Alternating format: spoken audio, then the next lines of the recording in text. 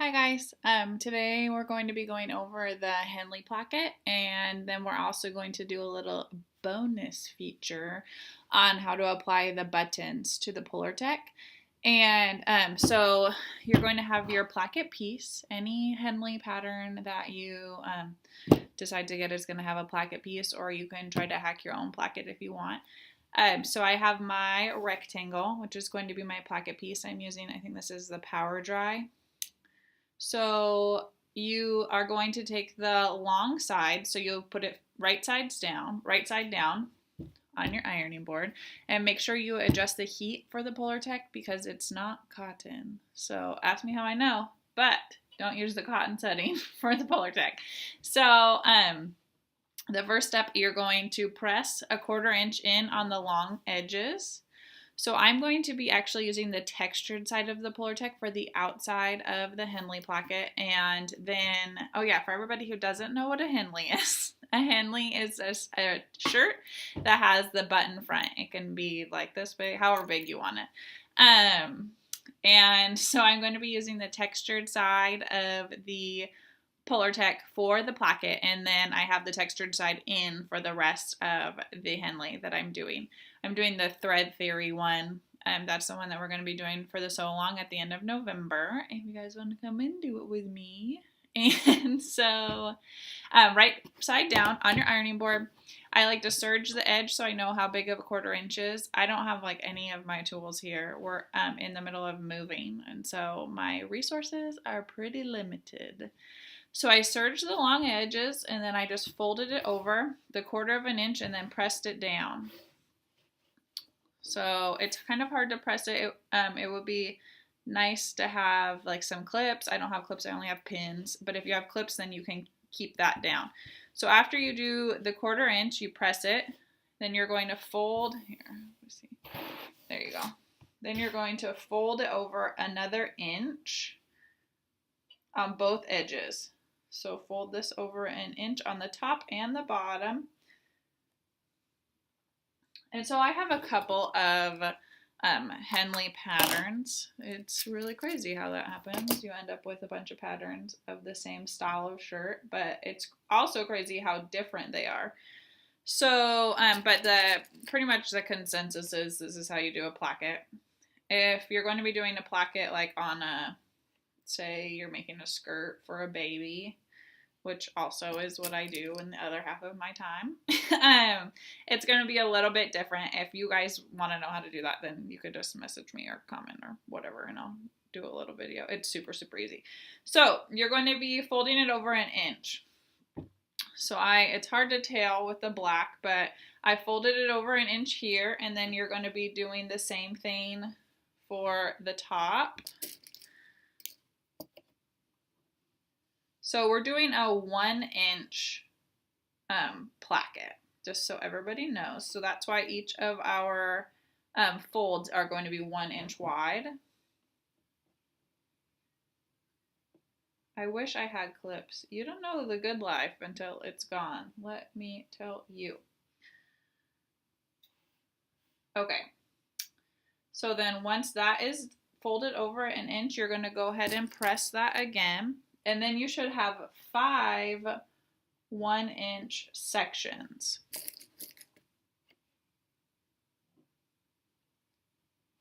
All right, so I just pinned it so it would stay, but you should have 5 1 inch sections now. And then after you are done pressing that, you're going to have 2 strips of interfacing. So we're doing the buttons today too. And you need the interfacing on your placket so that the buttonhole will form. Otherwise, you're going to have a big tangled mess. So you're going to then iron on the interfacing on the 2 panels that are to the left and to the right of the center one, if that makes sense. So when you're ironing on interfacing, make sure that you're not doing like one of these with your iron, or else it won't stay stuck. And also, like when you're blow drying your hair, when you're curling your hair, you're supposed to wait for your hair to cool off before you touch it. You should do the same thing when you're ironing on your interfacing. So iron it on, and then let it cool off. And then the glue will be stuck. If you fiddle with it too quickly, then it will come off, just like the curls will fall out of your hair. Didn't know you're going to learn hair things today, did you? Let alone from me, not Melissa. So go ahead and do that. Attach your interfacing, and then we will do the next step. All right, so we've attached our interfacing, and we let it cool off. And make sure that your interfacing is only in that one or the two columns. It's not in any of the other placket spaces, because then if you try to fold it over, the crease is going to be too thick and it's just going to be a nightmare. So, but we have the interfacing and it's attached. Now you're going to fold the placket completely in half and iron down the center seam. Make sure that you're not ironing in any of the other folds to like make the creases go away. So after you have ironed it in half, you're going to take the placket and put it on top of the bodice front. We have the bodice front with the right side down, and then we have the placket with the right side down as well. So it's the right side of the placket against the wrong side of the bodice front. Okay, so that was a lot of right side, wrong side. So now you're going to pin down the center front. And this is just going to hold it in place for now. And then you're going to measure 1.5 inches from the bottom of the placket. So that is actually where the placket is going to end. So 1.5 inches. And then you're going to go ahead and mark that. If you have chalk, that works. I'm just going to have my pin end there so I know where to sew across. Okay. Oh my goodness. My fingers are too big. We would just go like this. We'll go across ways. There we are. Okay, so now you have the placket is pinned to your bodice front. Okay, so now we finally get to do some sewing. You're going to do a straight stitch. Make sure you're using a ballpoint needle since this is a stretchy fabric. And you're going to stitch down the inside of one of the interfacings down to where you marked 1.5 inches above the bottom of the placket, across, and then back up to the neckline. So it's going to be a rectangle. Okay, so you can go ahead and stitch that now. All right, now that our placket is sewn on, you can remove your pins. And we're actually going to cut down the line where you just had your pins in. So I'm going to turn this around. You see it's all sewn on there. Get some scissors. What did I do with them? Okay, so you're going to cut down that center seam. Cut down the center seam until about 1/2 inch above the bottom of the placket, and then you're going to cut a Y into the corners. Make sure that you don't snip through your stitch line.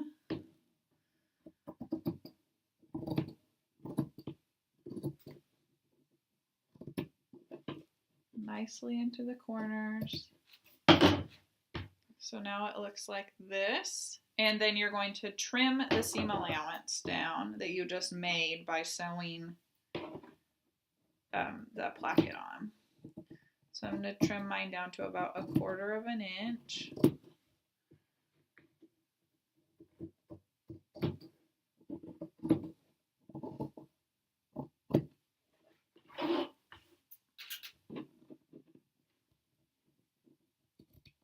There we go.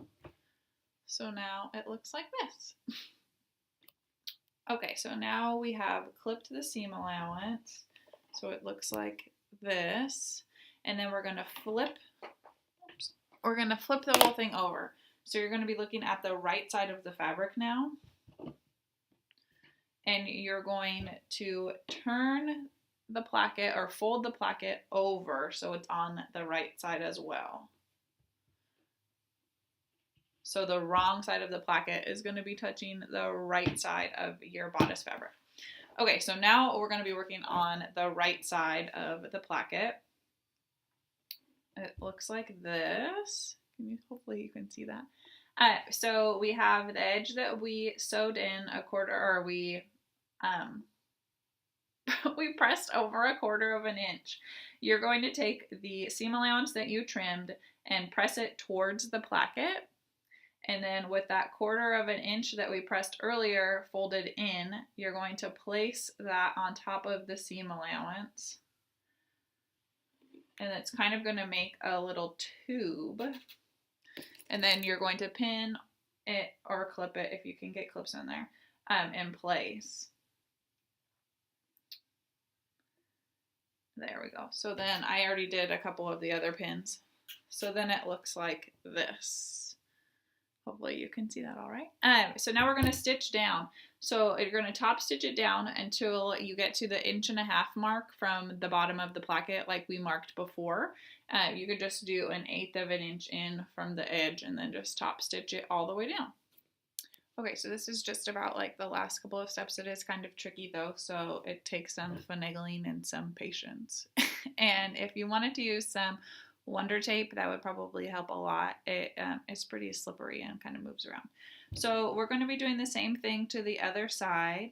You're going to fold the inside raw edge, the seam allowance, towards the placket, and then you're going to be folding that 1/4 inch under and putting the placket right on top, and then just pinning all the way down so that that's laying nice and flat. And now once you get to the bottom, so the placket essentially, you have the stitching down the left and then you have the stitching down the right, and then for that bottom part right here, there's like a little square, and you're going to be doing kind of like an X in the middle of that just to tack it down, and it looks pretty professional. And so you have this pinned down here, and now we're going to be fussing with the bottom 1.5 inch of the placket. So essentially it takes just a lot of finagling, but the right side, if you were to wear the garment, the right side of the placket kind of gets sandwiched in between that left side on the bottom, and then because the left side is going to be sitting on top of the right side. So fold the bottom 1.5 inch of the placket. You're going to have it in the 1 inch sections because we have the 5 1-inch sections, right? And so the right hand side is going to be sandwiched in the left hand side, and then you're going to trim up about 1/2 inch of the right hand side of the placket. Make sure that you really have a good idea of how your placket sits before you trim it, because obviously you can't put it back in there after you're done with that. So after you have trimmed that, you're going to take the bottom raw edge of the placket and you're going to fold it up to so you can't see the raw edge, the bottom raw edge. So you're going to fold it. See, there's just so many little pieces, and that 1/4 inch piece does not like to stay under. So if you wanted to use the Wonder Tape, it would probably make for a much more, sorry, the lighting in here is being super weird. It would probably make for a much more seamless finish, but you're going to be folding that under 1/2 inch. It's going to be really hard to tell. And then the part where you folded it under is going to go basically under where the X is. So then you're going to stitch down the side, go around the bottom, and then you're going to do a little X, and then it will be all done, except for the buttonholes. That's the other fun part. And so the left side of the placket is sitting on top of the right side. Make sure that you do your placket according to that. Okay, so we finally finished the placket. I ended up using Wonder Tape underneath that 1/4 inch fold, and it made things so much easier.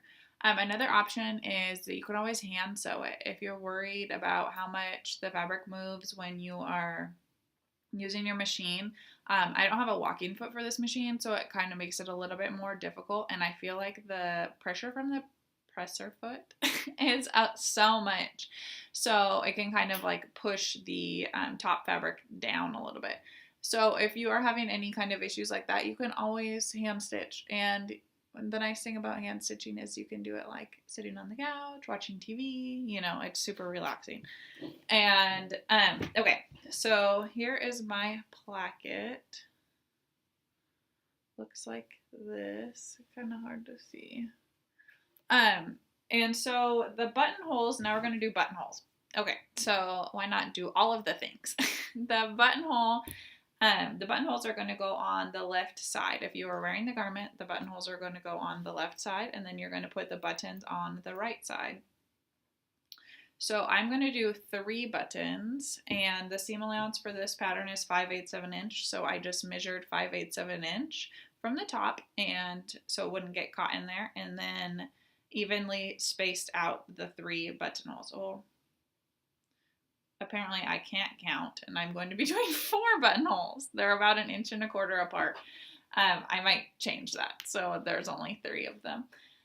So if you're unfamiliar with doing buttonholes, this is a buttonhole foot.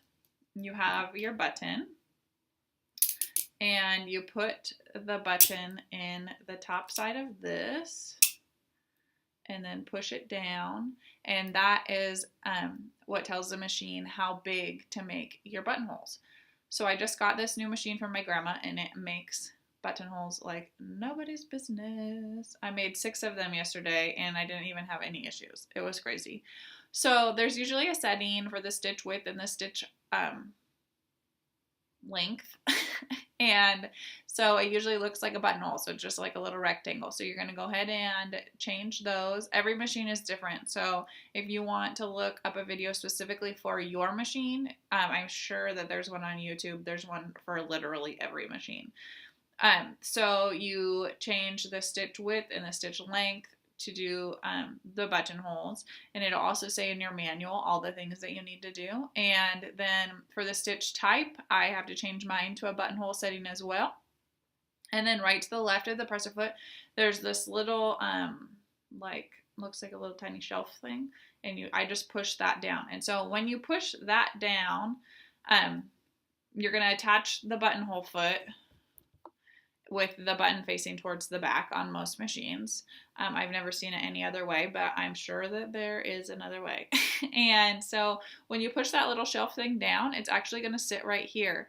And then that is what tells the buttonholer how big to make your buttonhole. So make sure that it's sitting right against the side.